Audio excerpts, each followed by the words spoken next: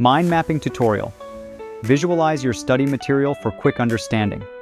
Write in short article for the above topic according to the following instructions.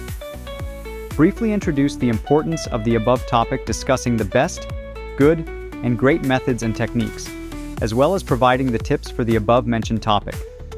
Provide practical examples and demonstrations about the topic and its methods.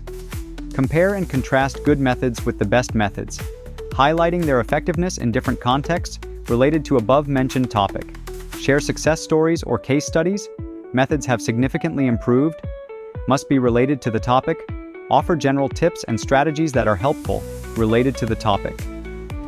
Provide actionable advice on implementing these methods effectively in daily routines. Focus on tips and techniques for the topic. Offer tips on managing stress and anxiety related to the topic. Summarize the best, good, and great methods